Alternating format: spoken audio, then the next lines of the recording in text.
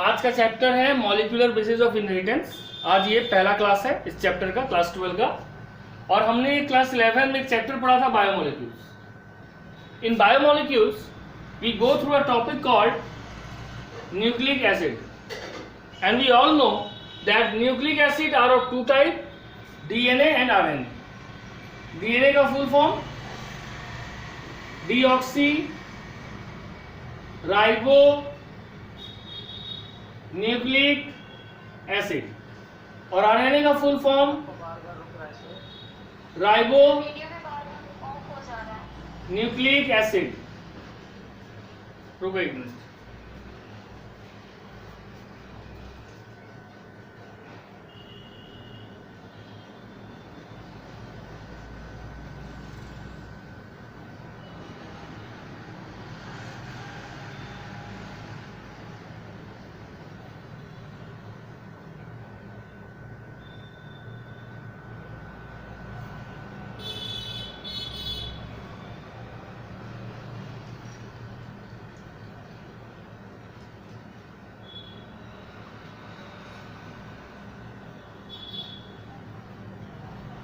अब इंप्रूव हुआ वीडियो और ऑडियो?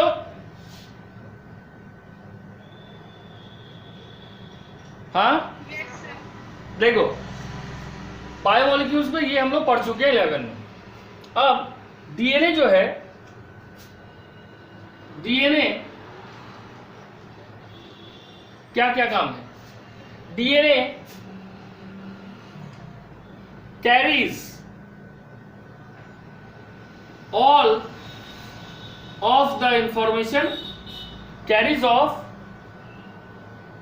ठीक है, carries of all the information, carries of all the information for what? For physical characteristics, for physical characteristics। Okay, DNA जो है यही कैरी करता है information for all the physical characteristics of an organism and is the genetic material in most of the organism, और यही ज्यादातर case में organism का जेनेटिक मटेरियल है। ठीक है, अब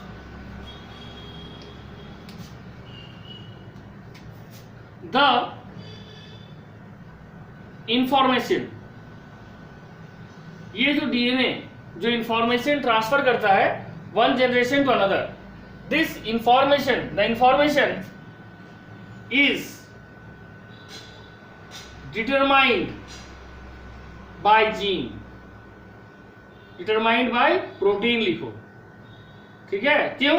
क्योंकि हमारे बॉडी में जो भी कैरेक्टर एक्सप्रेस होता है या किसी भी लिविंग ऑर्गेनिज्म के बॉडी में जो भी कैरेक्टर एक्सप्रेस होता है वो प्रोटीन सिंथेसिस के कारण होता है, और इस प्रोटीन को कौन इनकोड करता है? Gene. The information is determined by protein and each protein is encoded by gene, और हर एक प्रोटीन को कौन इनकोड कर रहा है? जीन। देखो, the information is determined by protein and each protein is encoded by gene. ठीक है, अब द ऑर्डर ऑफ न्यूक्लियोटाइड्स, ठीक है, the order of nucleotides with in a gene, एक जीन में, और न्यूक्लियोटाइड का जो ऑर्डर है ये निश्चित करता है, specifies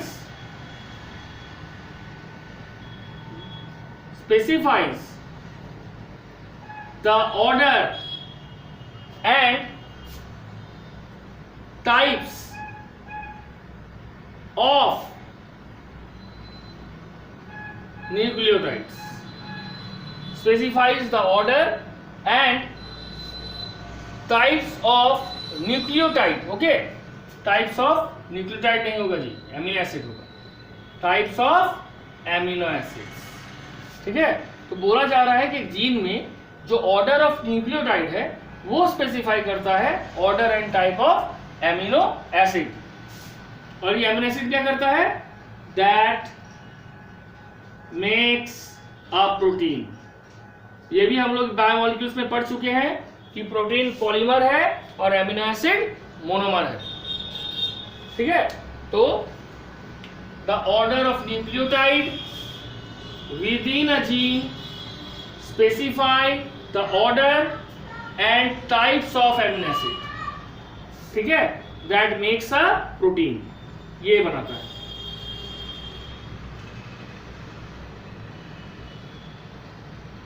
that makes a protein. अब देखो, जो जीन है उसका 3 फंडामेंटल कैरेक्टर्स होता है. The 3 fundamental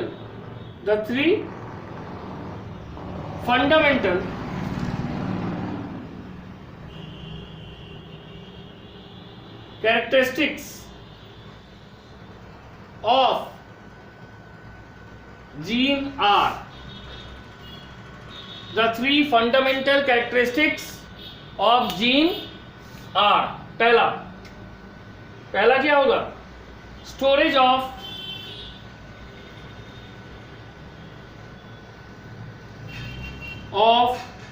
heredity information. Heredity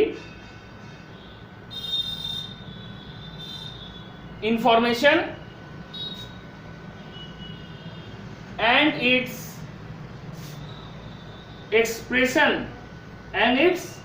expression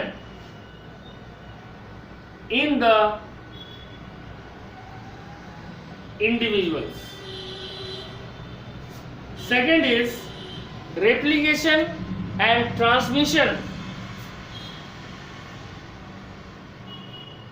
Replication and transmission to offspring.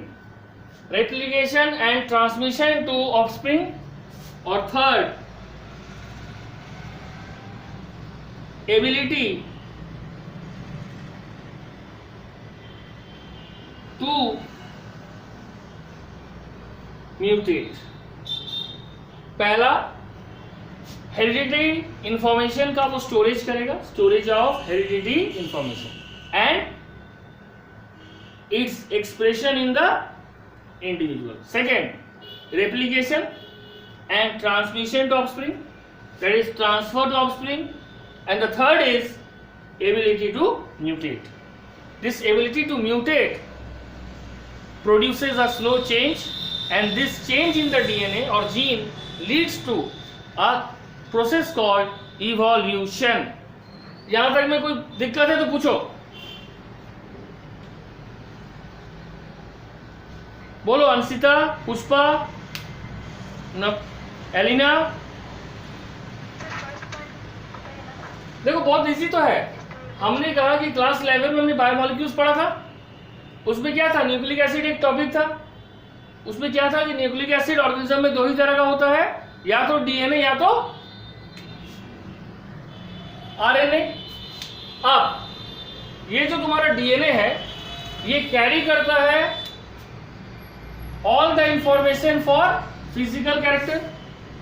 हमारा जो हाइट है, बॉडी का शेप है, साइज है, ये कौन निश्चित करता है? DNA, which we carry, which we get from our parents and ancestor as well. Now DNA is also the genetic material in most of the organisms. Okay, ये हो गया पहला. दूसरा है कि जो डीएनए अपने आप को एक्सप्रेस करता है वो प्रोटीन के द्वारा एक्सप्रेस करता है, यानी the information is determined by protein and protein is encoded by gene. ठीक है, प्रोटीन को कौन कोड करता है? जीन। अब जीन क्या है? बोला गया कि किसी भी जीन में जो ऑर्डर ऑफ न्यूक्लियोटाइड है वो निश्चित करता है order and type of amino acid, और ये एमिनो एसिड निश्चित करता है कौन सा प्रोटीन जीन बनाएगा।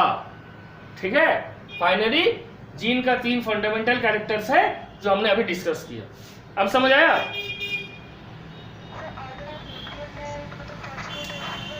हाँ, फॉस्फेट, नाइट्रोजनस बेस और शुगर, जो हम लोग 11 में पढ़े थे, हम फिर पढ़ाएंगे एक बार, चिंता मत करो, पढ़ाएंगे। यहां तक सभी को समझ आया? अमृता, अंशिता, पुष्पा, गोविंद, अक्षय, समझ आ रहा है? देखो, अब हम लोग पढ़ेंगे डीएनए एंड आरएनए वर्ल्ड। ठीक है,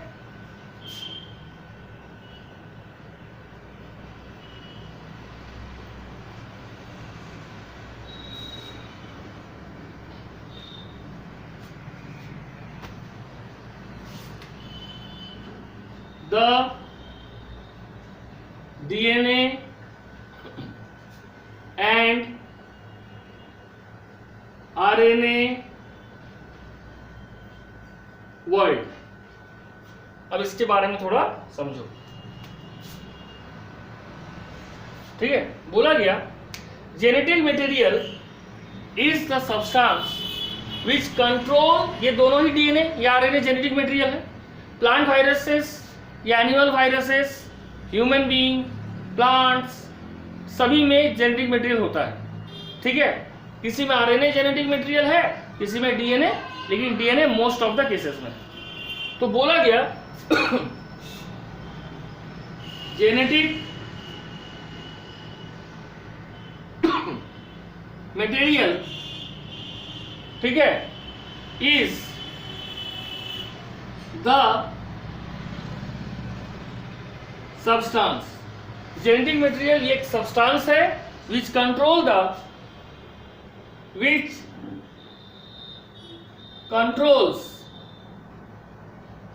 the inheritance of character, which control the inheritance of character, या कुछ बुक में लिखा हुआ है trait, मतलब एक चीज है which control the inheritance of character or trait from one generation to the next। क्या कहा गया? हमने पहले लाइन में क्या कहा कि जेनेटिक मटेरियल वो सब्सटेंस है जो ये बात को कंट्रोल करता है कि कैसे कोई कैरेक्टर या कोई कैरेक्टर किस प्रोसेस के द्वारा एक जनरेशन से दूसरे जनरेशन में ट्रांसफर होगा। ठीक है, अब कोई डीएनए या आरएनए को अगर हम जेनेटिक मटेरियल बोल रहे हैं तो इसका कुछ तो कैरेक्टर होना चाहिए। हम प्रोटीन को क्यों नहीं बोल रहे हैं? प्रोटीन में तो हर ऑर्गेनिज्म में मौजूद है। तो अब हम जानेंगे what are the properties to be a genetic material. Properties, ठीक है, of genetic material.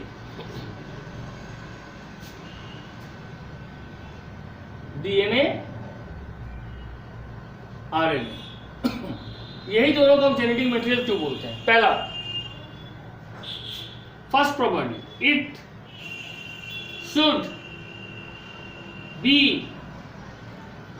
Able to replicate itself।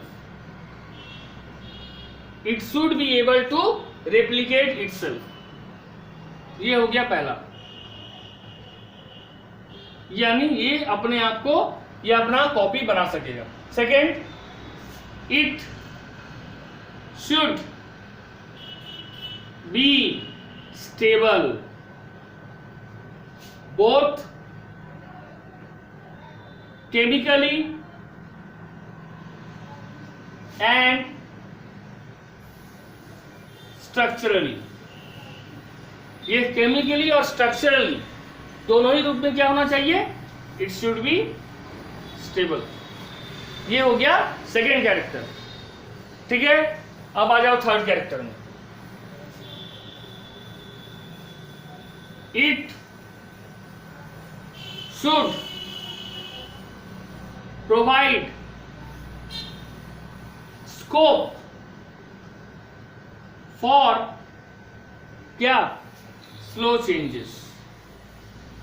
और स्लो चेंजेस को हम क्या बोलते हैं? Mutation. Slow changes which are required for evolution। ये तीसरा कैरेक्टर है कि अगर वो जेनेटिक मटेरियल है तो ये हमेशा एक स्कोप देगा, एक अपॉर्चुनिटी देगा उसमें स्लो चेंज होने के लिए। क्यों? क्योंकि ये जरूरी है फॉर इवोल्यूशन। अब आ जाओ फोर्थ। फोर्थ क्या है?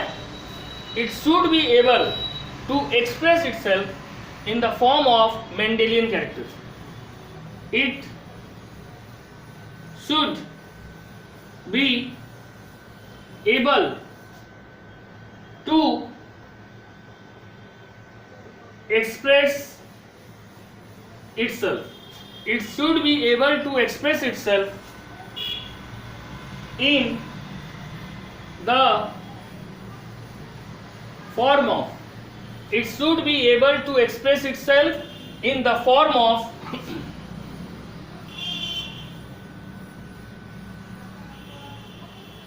Mendelian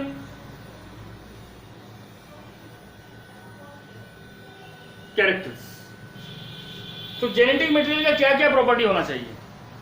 पहला, it should be able to replicate itself. ये रेप्लिकेट कर सके, अपने कॉपी बना सके। सेकेंड, ये स्टेबल होना चाहिए। कैसे स्टेबल होना चाहिए? केमिकली भी और स्ट्रक्चरली भी। थर्ड, ये हमेशा एक scope they for slow change. What type of slow change? Required for evolution. And last but not the least, it should be able to express itself. How? In the form of Mendelian character. Means they are following the Mendelian pattern of inheritance and obey the law of Mendel. Okay? तो ये चार property अगर है और है ही, तभी DNA और RNA क्या है? जेनेटिक मटेरियल है, प्रोटीन नहीं है। क्या प्रोटीन अपना कॉपी बना सकता है? पहला ही कैरेक्टर प्रोटीन पूरा नहीं कर पाएगा, इसलिए प्रोटीन जेनेटिक मटेरियल नहीं है। यहां तक समझ आया सभी को? अक्षय, अंशिता, ठीक है? ठीक है, अब देखो, तो अब लिखेंगे according to these criteria, according to these criteria, both DNA and RNA have the ability, both DNA and RNA have the ability to direct their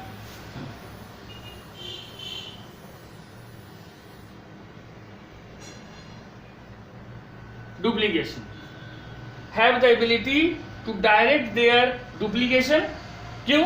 Because the rule of base pairing and complementary. Because of the rule of base pairing, याद करो हम लोग 11 में पढ़ चुके हैं। चारगप्स rule, वही बोल रहे हैं। Rule of base pairing and क्या? Complementary.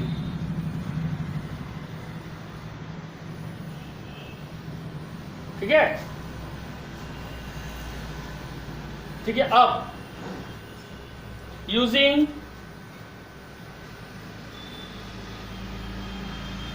Specific process,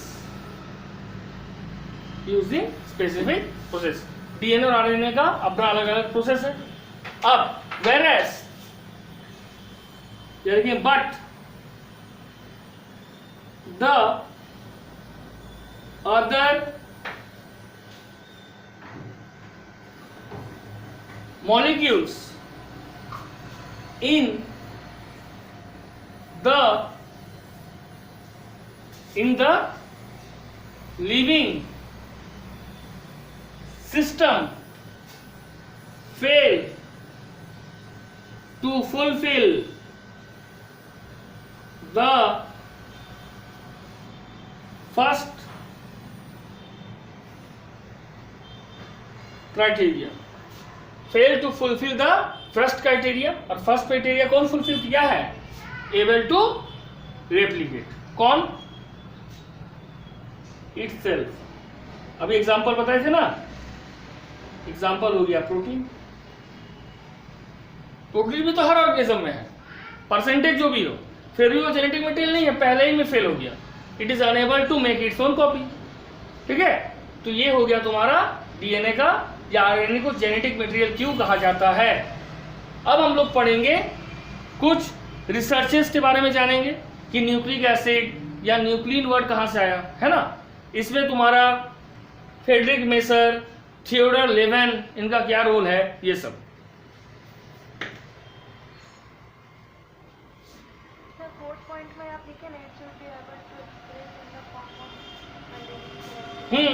That means when a particular DNA or RNA is transferred from one generation to another, they obey the Mendelian law, that is law of dominance, ठीक है, law of segregation और law of independence। खास करके law of segregation तो सब follow करेगा, because it is the only law which is universal in nature। समझ गए? क्योंकि एक्सेप्शन तो है, तुम लोगों को पढ़ा है ना, polygenic inheritance, human skin colour, epistasis, exception तो हर जगह है। अब हम लोग पढ़ेंगे सर्च फॉर जेनेटिक मटेरियल। हमारा टॉपिक का नाम है सर्च फॉर जेनेटिक मटेरियल। ठीक है, सर्च फॉर जेनेटिक मटेरियल क्या होगा ये समझ लो।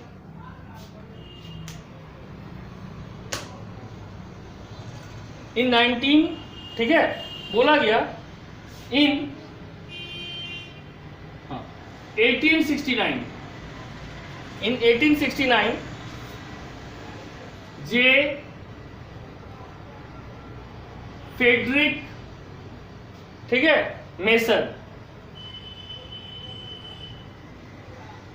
जे फ्रेडरिक मेसर क्या किया? A young Swiss medical student, एक यंग स्विस यानी स्विट्जरलैंड का मेडिकल स्टूडेंट जो था, ठीक है, isolated and acidic substance from the pus cell,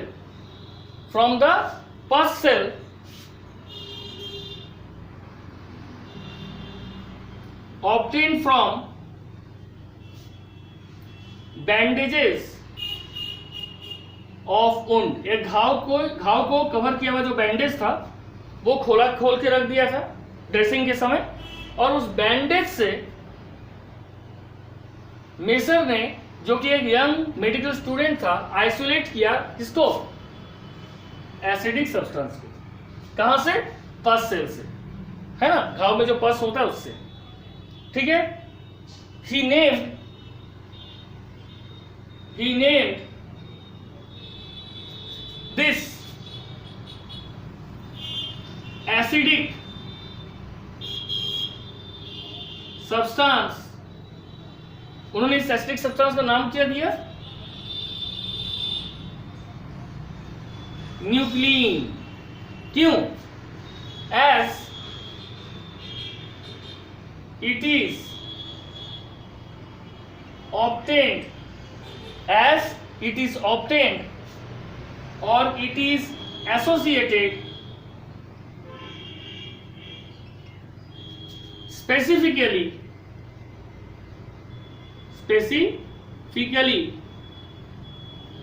as it is associated specifically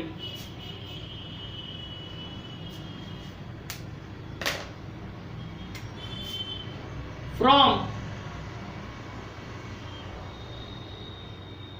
as it is associated specifically from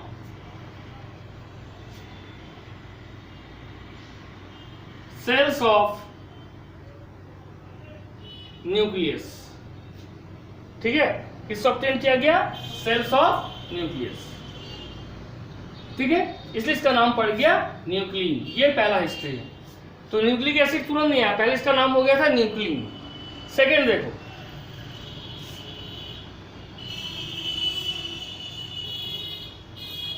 ठीक है, Phoebus Aaron Theodor Levene. Phoebus Aaron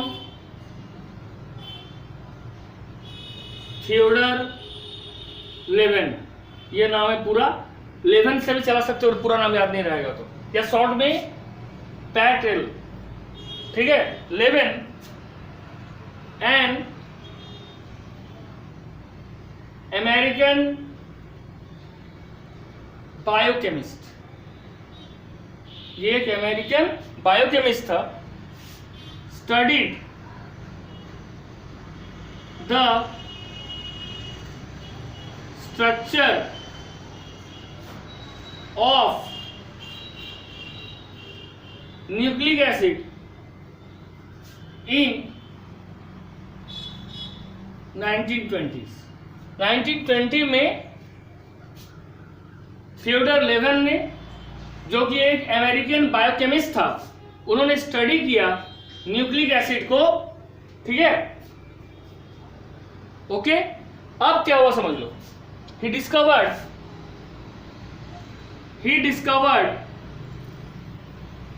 that there are two types of nucleic acid. He discovered that there are two types of nucleic acid.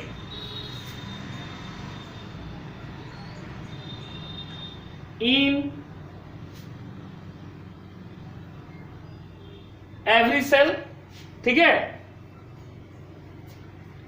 that were nearly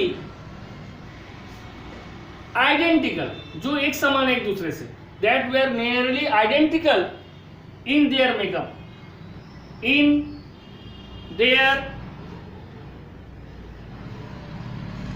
makeup, ठीक है। उन्होंने क्या पाया कि हर एक cell में दो तरह का न्यूक्लिक एसिड पाया जाता है, और दो तरह का न्यूक्लिक एसिड का जो मेकअप है वो नियरली आइडेंटिकल, यानी एक जैसा है। ठीक है, उन्होंने क्या कहा? Each type of nucleic acid consist of, क्या कंसिस्ट करता है? फॉस्फेट ग्रुप, 5 कार्बन शुगर, और थर्ड नाइट्रोजनस बेस या nitrogen containing basis. Nitrogen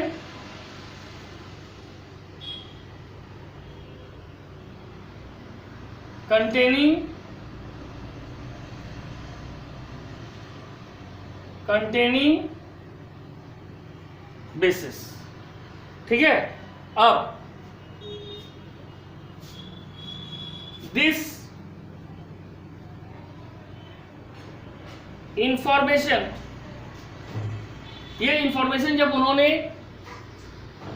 gather किया तो क्या हुआ, this information led him to conclude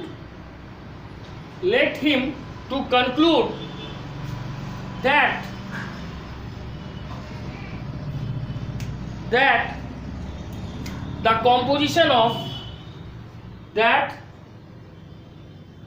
the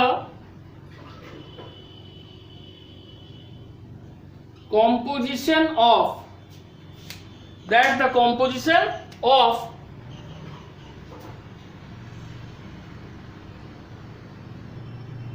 repeating units, that the composition of repeating units, ठीक है, is क्या उन्होंने क्या किया, कंक्लूड किया कि composition of repeating unit in the structure of amino acid, composition of repeating unit in the structure of amino acid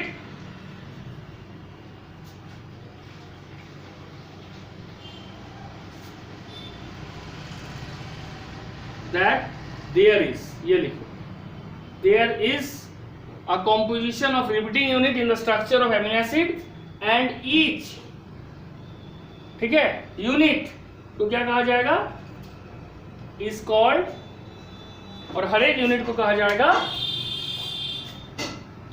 nucleotide. समझो, Theodore Levene ने जब न्यूक्लिक एसिड को स्टडी का 1920 में, उसने देखा कि दुनिया में कोई भी ऑर्गेनिज्म के सेल में दो तरह का न्यूक्लिक एसिड, एक डीएनए और दूसरा आरएनए, और दोनों में ही नियरली आइडेंटिकल है उनका केमिकल मेकअप। क्यों? क्योंकि सभी का जो बेसिक यूनिट है वो है न्यूक्लियोटाइड, और न्यूक्लियोटाइड तीन चीज से बना है, फॉस्फेट, 5 कार्बन शुगर और नाइट्रोजनस बेसिस। अब ये इंफॉर्मेशन से वो ये निष्कर्ष निकाला, ये कंक्लूजन निकाला कि there is a composition of repeating units in the structure of amino acid and each repeating unit is called nucleotide, ठीक है। और 1926 तक जब, ठीक है, mechanism for genetic inheritance molecular level में गया तो ये क्लियर हो गया कि इनहेरिटेंस कैसे होता है और सबसे ज्यादा कौन एक्टिव है एज अ जेनेटिक मटेरियल। अब बोलो, यहां तक किसी को कुछ पूछना है? बोलो, श्रुति, पूजा, अमृता, एलिना, फ्रूटी, सबनम, किसी से पूछना पूछो। इसको रिपीट कीजिए ना थोड़ा। किसको रिपीट करेगी? सर इसके टॉपिक को रिपीट कीजिए ना, थोड़ा सा आवाज करके आ रहा था। देखो, थियोडोर लेवेन ने ये डिस्कवर किया कि न्यूक्लिक एसिड दो तरह का होता है और न्यूक्लिक एसिड का दोनों का ही स्ट्रक्चर कॉमन होता है, यानी both are made up of nucleotide. ये न्यूक्लियोटाइड 3 है, फॉस्फेट ग्रुप, 5 कार्बन शुगर और नाइट्रोजनस बेस। इस इंफॉर्मेशन से फाइनल कंक्लूजन जो थियोडोर लेवेन ने निकाला वो ये कि चाहे वो डीएनए या आरएनए हो, वो एक रिपीटिंग यूनिट्स का बना हुआ है, ठीक है, और इस यूनिट को कहा जाता है न्यूक्लियोटाइड, ठीक है। अब हम लोग फाइनली, अभी तक देखो ये पता लेकिन नहीं चला कि मैकेनिज्म ऑफ इनहेरिटेंस कैसे होता है, ये 1926 में पता चला, ठीक है। समझ आया Govind? Yes sir, yes sir. देखो, अब है 1926 में फाइनल इसमें हो गया।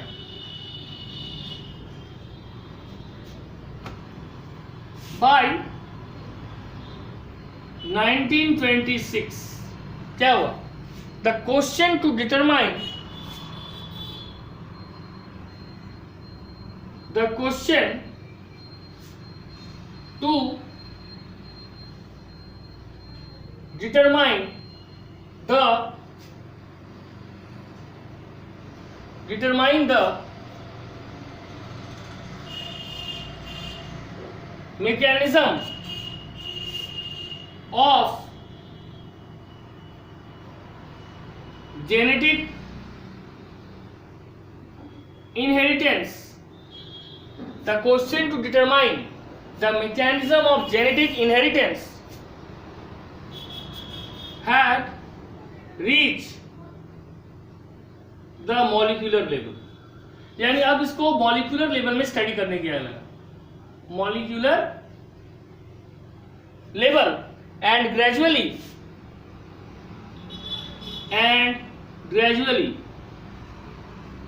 और ग्रेजुअली क्या हुआ, एंड ग्रेजुअली द क्वेश्चन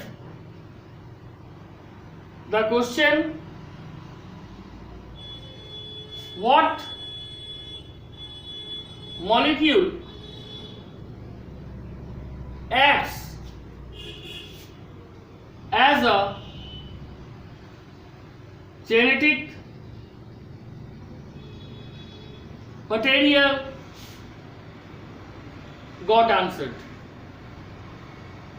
ठीक है, 1926 तक द क्वेश्चन, ठीक है, to determine the mechanism of genetic inheritance किस लेवल में चला गया, ये स्टडी चला गया मॉलिक्यूलर लेवल में, और ग्रेजुअली क्या हुआ, ये क्वेश्चन क्लियर हो गया, आंसर मिल गया कि what molecule acts as a genetic material, यानी डीएनए और आरएनए को जेनेटिक मटेरियल बोल रहे हैं तो उसका आधार क्या है, वो कंसेप्ट क्लियर हो गया।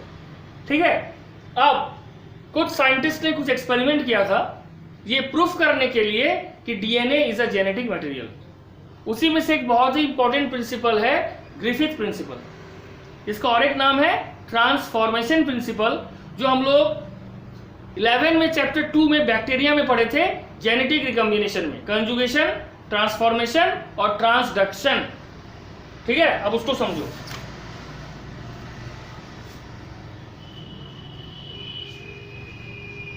ठीक है, देखो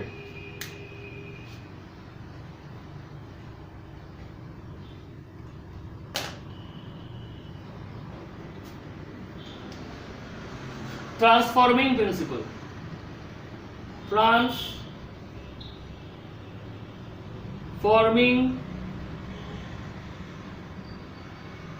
प्रिंसिपल। ठीक है, ये प्रिंसिपल दिया कौन, फ्रेडरिक ग्रिफिथ। कौन दिया, Frederick Griffith.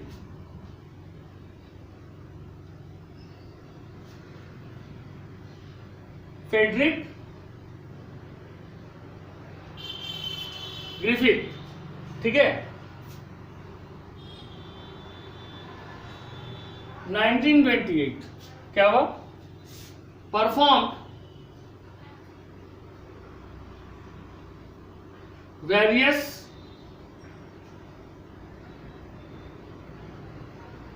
Experiments. Frederick Griffith ने 1928 में परफॉर्म किया various experiment on the bacteria. उस बैक्टीरिया का नाम क्या था, diplococcus pneumonia. On the bacteria डायप्लोकोकस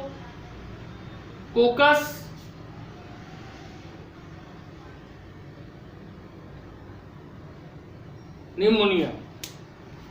ठीक है,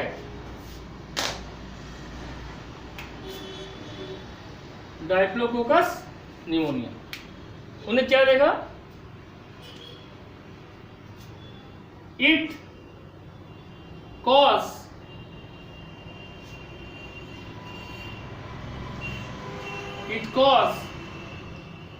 निमोनिया इन माइस। ठीक है, उन्होंने एक एक्सपेरिमेंट किया जिसका नाम है ट्रांसफॉर्मिंग प्रिंसिपल, और उसमें मेनली उन्होंने डायप्लोकोकस निमोनिया का यूज किया because it cause pneumonia in mice. अब हम लोग को एक बात ध्यान में रखना है कि उसने ट्रांसफॉर्मिंग क्यों नाम किया प्रिंसिपल को, कुछ भी नाम दे देता, जेनेटिक प्रिंसिपल नाम दे देता, तो बोलते हैं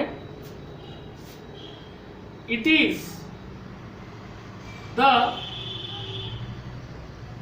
चेंज ट्रांसफॉर्मिंग प्रिंसिपल का मतलब क्या होता है? What do you mean by the word transformation? According to Frederick Griffith, transformation means the change in genetic constitution, the change in genetic constitution of an organism, the change in genetic constitution of an organism by picking up genes. Change in the genetic constitution of an organism by picking up genes present in the remains of its dead relatives. By picking up genes present in the remains of its dead relatives. ये हो गया transforming principle. बोला गया कि जब एक living organism के genetic constitution में चेंज होता है। कब चेंज होता है? जब वो लिविंग ऑर्गेनिज्म अपने डेड रिलेटिव्स के रिमेन से, डेड रिलेटिव के अवशेष से या पार्ट से, ठीक है, एक्सटर्नल मीडियम से जीन को पिकअप कर लेता है और अपने अंदर इंट्रोड्यूस कर लेता है। जब एक लिविंग ऑर्गेनिज्म अपने डेड रिलेटिव के जीन को एक्सटर्नल मीडियम से पिकअप करके अपने अंदर इंट्रोड्यूस करता है, तो उस लिविंग ऑर्गेनिज्म का कैरेक्टर डेड रिलेटिव के कैरेक्टर जैसा हो जाता है और इस प्रोसेस को कहा जाता है ट्रांसफॉर्मिंग प्रिंसिपल। अब इसमें किया गया था, देखो।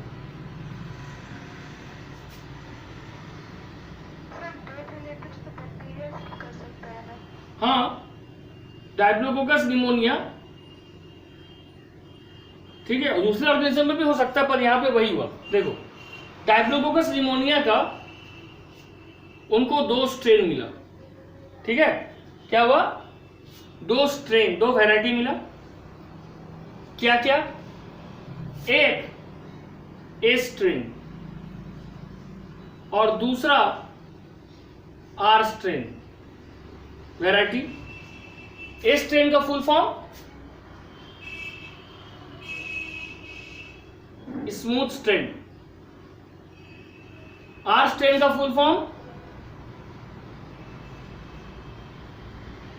रफ स्ट्रेन, ठीक है। ए स्ट्रेन को स्मूथ क्यों कहा गया और ए आर को रफ क्यों कहा गया? ए स्ट्रेन में जो बैक्टीरियल सेल होते हैं, इनके ऊपर एक म्यूसिलेज शीट यानी म्यूसिलेज का कवर होता है। और ये जो तुम्हारा म्यूसिलेज का कवर है, ये इस ए स्ट्रेन का 2 कैरेक्टर प्रोवाइड करता है। पहला, ये म्यूसिलेज शीट इस ए स्ट्रेन को टॉक्सिक बनाता है, यानी इसको पैथोजेनिक यानी डिजीज कॉजिंग ऑर्गेनिज्म बनाता है। और दूसरा, it also protect the bacteria from phagocytosis of the host. साथ ही साथ ये क्या करता है? ये इस डिप्लोकोकस निमोनिया के ए स्ट्रेन को, ये म्यूसिलेज जो शीथ है, ये इसको प्रोटेक्ट करता है from phagocytosis of the host. क्योंकि जब वो किसी होस्ट बॉडी में एंट्री करेगा तो उसमें इम्यून सेल्स होगा, वो इम्यून सेल इसको मार के खा सकता है। लेकिन इस म्यूसिलेज शीथ के कारण वो इसको आइडेंटिफाई नहीं कर पाता है and they don't destroy the S strain. अब आर स्ट्रेन में क्या होगा? रफ क्यों है? Because it lack mucilage sheath. यहां पे बैक्टीरियल कॉलोनीज होगा, लेकिन यहाँ पे म्यूसिलेज सीड नहीं होगा, ठीक है। सो दे आर नॉन टॉक्सिक। ये क्या है? Non toxic. क्योंकि ये टॉक्सिक है तो इस स्ट्रेन के इस वैरायटी को क्या कहा जाता है? वायरुलेंट, यानी डिजीज कॉजिंग। और ये नॉन टॉक्सिक है, इसलिए आर स्ट्रेन की इस वैरायटी को क्या कहा जाता है? ए वायरुलेंट। ए वायरुलेंट का मतलब नॉन डिजीज कॉजिंग। यहां तक समझ आ गया? सर म्यूसिलेज सीड किस चीज का बना है? अरे म्यूसिलेज दो चीज से बना हुआ होता है, पॉलीसैकेराइड प्लस प्रोटीन। अब समझ आया? ये सर। ठीक है। और किसी को कुछ पूछना है? इसको मिटाएं। देखो अब उसने क्या किया, हम इस साइड में पूरा एक्सपेरिमेंट समझाते हैं,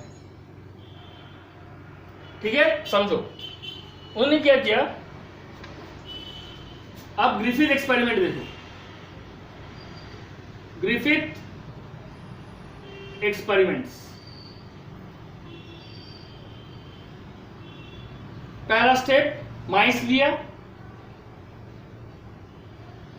ठीक है। इस स्ट्रेन को इंजेक्ट किया माइस में। माइस क्या बना? डेड। क्यों? क्योंकि माइस में निमोनिया हुआ। सेकेंड स्टेप, फिर से माइस लिया गया, उसमें अब आर स्ट्रेन डाला गया।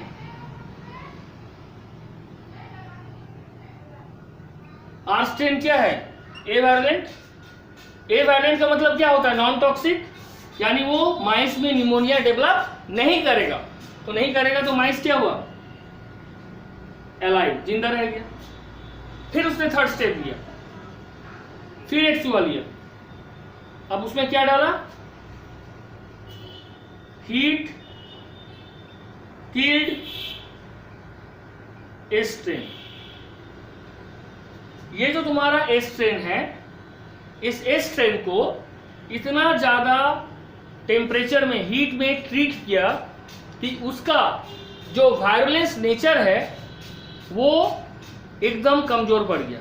मतलब अगर वो माइस के अंदर इंट्रोड्यूस भी हुआ तो माइस के बॉडी में निमोनिया कॉज नहीं कर पाया। रिजल्ट क्या हुआ? माइस बिकम अलाइव। तब उन्होंने फोर्थ स्टेप किया। फोर्थ स्टेप क्या था? माइस लिया, इसमें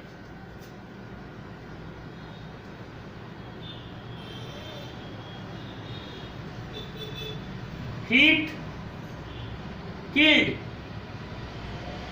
a strain plus R strain, दोनों को मिक्स करके इंजेक्ट किया और रिजल्ट क्या हुआ?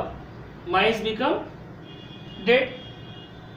अब यहां पे सवाल आता है कि आर स्ट्रेन जो है वो खुद नॉन टॉक्सिक है। हीट किल ए स्ट्रेन जब माइस को लगाया गया तो वो भी माइस उसमें मरा नहीं। तो ये दोनों जब अलग अलग लगाया गया तो माइस क्या रहा? जिंदा। तो ये दोनों को जब जोड़ के लगाया गया तो माइस मरा क्यों? तो उसने कहा, ग्रिफिथ ने कहा, it is a case of transforming principal. मतलब व्हेन जब हीट किल ए स्ट्रेन को आर स्ट्रेन के साथ इंजेक्ट किया गया तो हीट किल्ड ए स्ट्रेन का जो कैपेसिटी है डिजीज कॉज करने का, निमोनिया, वो भले ही कमजोर पड़ गया था बट खत्म नहीं हुआ था। उस कैरेक्टर को अपने अंदर इंट्रोड्यूस किया कौन? R strain. और जिस कारण से आर स्ट्रेन का नेचर ए वायरुलेंट से इसमें कन्वर्ट हो गया वायरुलेंट में, यानी R strain non disease causing से क्या बन गया? Disease causing. और फाइनली माइस बिकम डेड। ठीक है, समझ आया क्या बोले? सर नहीं समझ में आया। अरे कॉमन है भाई, देखो तुम्हारा ये कंसेप्ट लगाओ ना, माइस को जब आर स्ट्रेन डालें अकेले, माइस मरा कि जिंदा रहा? जब तुम हीट किल स्ट्रेन डाली तब माइस मरा कि जिंदा रहा? तो दोनों मिलाए तो माइस क्यों मर गया? ट्रांसफॉर्मिंग प्रिंसिपल पढ़ो। It is the change in the genetic constitution of an organism. यहां पे ऑर्गेनिज्म में रख लो आर स्ट्रेन, ठीक है? By picking of gene present in the remain of dead organism. Dead बोलो वीक बोलो, बात एक ही है। इसमें रख दो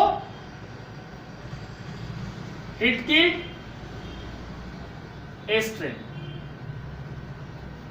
तो जब आर स्ट्रेन ने हीट किल ए स्ट्रेन के जीन को पिकअप किया और अपने अंदर लिया, तो आर स्ट्रेन का कैरेक्टर चेंज होके हीट किल ए स्ट्रेन के कैरेक्टर में कन्वर्ट हुआ। आर स्ट्रेन का कैरेक्टर क्या था बोलो? हाँ, नॉन टॉक्सिक का मतलब ये वायरुलेंट। जब वो हीट किल ए स्ट्रेन को जीन को अपने अंदर में डाला तो उसका कैरेक्टर किस में कन्वर्ट हो गया? किसमें? वायरुलेंट में। तो वायरुलेंट क्या कॉज कर सकता है? निमोनिया। और माइस क्या हो गया? डेड हो गया। लेकिन इस एक्सपेरिमेंट का एक डिमेरिट है कि ग्रिफिथ ने ये नहीं बता पाया कि माइस के हीट किल ए स्ट्रेन में वो कौन सा बायोमोलिक्यूल्स है जो रिस्पॉन्सिबल है आर स्ट्रेन के कैरेक्टर को वायरुलेंट से वायरुलेंट में कन्वर्ट करने के लिए। और इसी के लिए इसका एक सेकेंड पार्ट है, that is called biochemical characterization of transforming principle. ठीक है?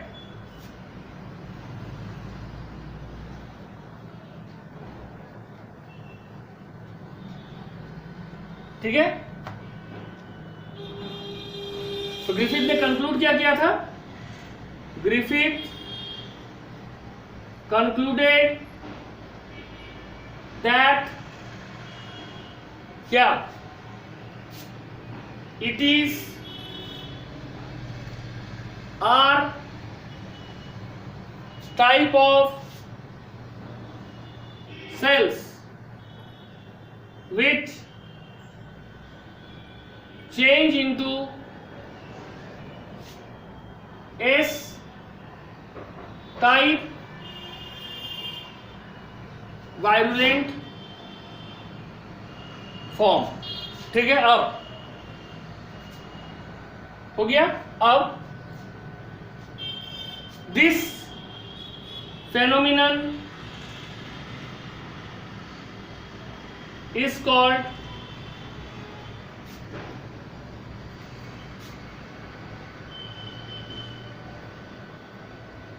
Griffith प्रिंसिपल और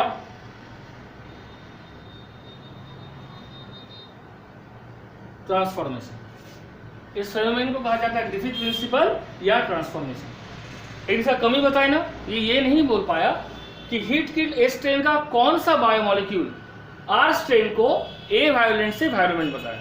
तो इसका हम लोग सेकेंड एक्सपेरिमेंट पढ़ेंगे, इसी का सेकेंड पार्ट है।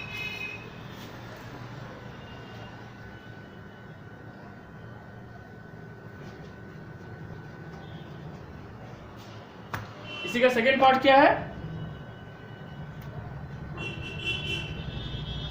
Biochemical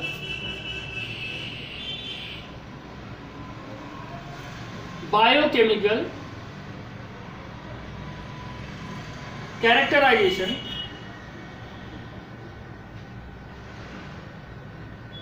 of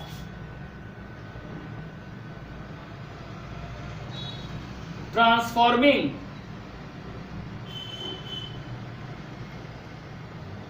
principal. Biochemical characterization of transforming principle, इसी का पार्ट बी है। इसमें क्या हुआ? 1944 में, इन 1944 एवेरी,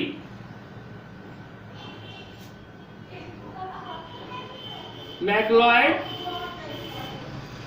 एंड मैकार्थी, इन तीनों साइंटिस्ट ने मिलकर क्या किया?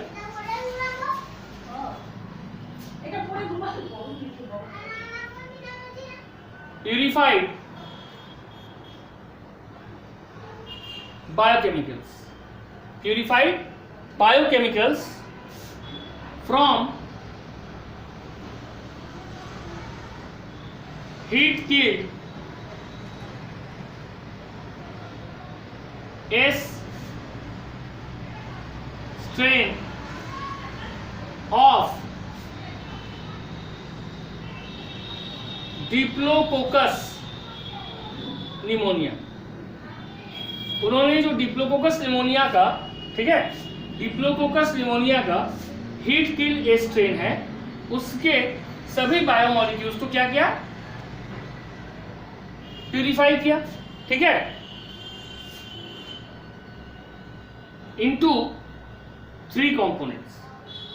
इसमें उन्होंने 3 कंपोनेंट्स को प्यूरिफाई किया। क्या किया? Carbohydrate,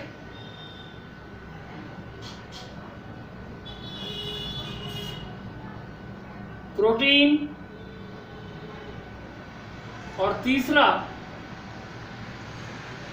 DNA. अब देखो क्या किया उन्होंने। पहले टेस्ट ट्यूब लिया 3 common, test tube 1, test tube 2, test tube 3, A B C. यहां प्रूफ क्या करना है कि हीट किल्ड ए स्ट्रेन के किस बायोमोलिक्यूल्स के साथ जब आर स्ट्रेन कांटेक्ट में आया तो आर स्ट्रेन का नेचर ए वायोलेंट से वायोलेंट हो गया, है ना। तो यानी हम तीनों में कॉमन लेंगे आर स्ट्रेन,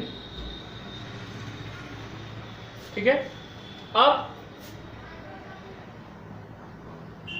कार्बोहाइड्रेट को रिप्रेजेंट कर रहे हैं सी से, प्रोटीन को पी से और डीएनए को डी से। पहले वाले में डाले हीट किल ए स्ट्रेन का कार्बोहाइड्रेट, दूसरे में डाले प्रोटीन और तीसरे में डाले डीएनए।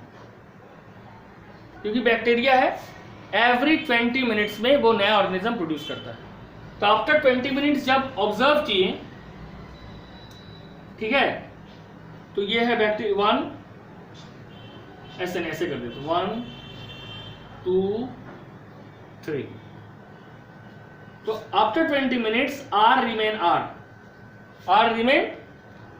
आर स्ट्रेन, यानी आर के कैरेक्टर में कोई बदलाव नहीं आया जब वो कार्बोहाइड्रेट के साथ कांटेक्ट में आया हीट किल ए स्ट्रेन का। इसमें भी वही निकला, आर रिमेन आर, यानी जब R strain heat kill a strain के प्रोटीन के कांटेक्ट में आया तो भी इसके कैरेक्टर में कोई चेंज नहीं आया। पहले भी ए वायोलेंट था और अभी भी ए वायोलेंट है। लेकिन थर्ड में क्या देखा गया, R become A strain. A strain का मतलब आर यहां पे था ए वायोलेंट, और जैसे ही वो हीट किल ए स्ट्रेन के कांटेक्ट में आया डीएनए के, ये किसमें कन्वर्ट हो गया, ए स्ट्रेन, यानी वायोलेंट बन गया। That means heat kill a strain के डीएनए में ये कैपेसिटी है कि वो हीट किल ए स्ट्रेन के वायोलेंट कैरेक्टर को आर स्ट्रेन में ट्रांसफर करता है, और जिससे आर स्ट्रेन फिर से दोबारा कन्वर्ट हो जाता है ए वायोलेंट से वायोलेंट में। यहां तक समझ आया? बोलो, समझ आया? तुम बार बार रिपीट बोलता है जी। देखो 3 टेस्ट ट्यूब लिया, ये तीनों ने मिलके एवेरी, मैक्लॉयड और मैकार्थी, तीनों टेस्ट ट्यूब में कॉमन लिया आर स्ट्रेन। पहले बंद करो दो, रिपीट हो रहा है। अब तीनों में आर स्ट्रेन डालने के बाद एक में कार्बोहाइड्रेट डाला गया, एक में प्रोटीन डाला गया और एक में डीएनए डाला गया। डीएनए को एक्चुअली दो भाग में कर दिया गया बाद में। जब आर स्ट्रेन के कॉन्टेक्ट में कार्बोहाइड्रेट आया, आर स्ट्रेन में कोई बदलाव नहीं हुआ, जो नया सेल 20 मिनट के बाद प्रोड्यूस हुआ all remain the same. Protein के केस में भी सभी एक रहा, लेकिन जो डीएनए के कॉन्टेक्ट में आया वो ए वायलेंट से वायलेंट हो गया। यानी डीएनए ही हीट किल ए स्ट्रेन का वो बायोमोलिक्यूल्स है जिसके अंदर कैपेसिटी है कि जब वो आर स्ट्रेन के डीएनए के कांटेक्ट में आया तो वो आर स्ट्रेन के नेचर को ए वायलेंट से वायलेंट में कन्वर्ट कर दिया। लेकिन क्रिटिक्स है, वो बोला नहीं ऐसा बात नहीं है, आर स्ट्रेन के अंदर ये कैपेसिटी है, वो जब चाहे तब अपने कैरेक्टर को चेंज कर सकता है। तब क्या किया गया कि एक और टेस्ट ट्यूब लिया गया, इसमें भी आर स्ट्रेन दिया गया और आर स्ट्रेन और डीएनए के बीच इन्होंने डाल दिया एक एंजाइम जिसका नाम है डीएनएज, ठीक है, और यहां डाला डीएनए। अब क्या होता है, डीएनएज का फुल फॉर्म होता है डीऑक्सी राइबो न्यूक्लियस, और ये एंजाइम क्या करता है, कंज्यूम डीएनए, ये डीएनए को कंज्यूम कर लेता है। यानी आर स्ट्रेन डीएनए के कांटेक्ट में आता इसके पहले डीएनए को कंज्यूम कर लिया। अब जैसे ही डीएनए को कंज्यूम कर लिया, क्या प्रॉब्लम हुआ कि आर स्ट्रेन डीएनए के कांटेक्ट में नहीं आ पाया और R strain remain R strain, यानी वो पहले भी ए वायलेंट था और क्योंकि ये डीएनए के कांटेक्ट में नहीं आ पाया, ये बाद में भी ए वायलेंट ही रह गया। ठीक है, समझ आया?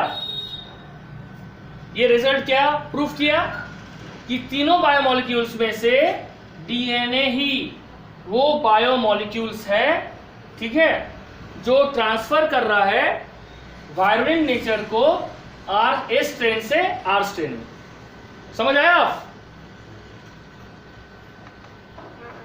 ठीक है, तो डीएनए यहां क्या कर रहा है, ट्रांसफर ऑफ कैरेक्टर, ठीक है। तो क्या होगा, these shows that DNA is the only material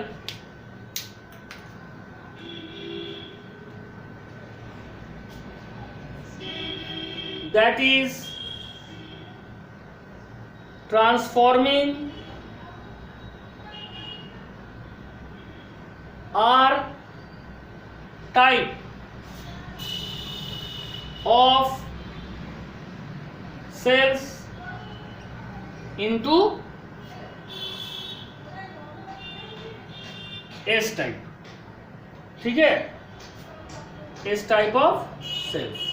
यानी डीएनए ही वो मटेरियल है जो एस टाइप आर टाइप को, जो कि ए वायलेंट था, उसको एस टाइप यानी वायलेंट में कन्वर्ट कर रहा है, यानी ये कैरेक्टर को ट्रांसफर कर रहा है।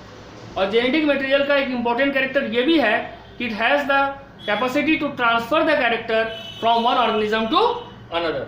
यहां तक क्लियर हुआ? ठीक है, तो ये पूरा एक्सपेरिमेंट जब भी आएगा एग्जाम में 5 मार्क्स में आएगा।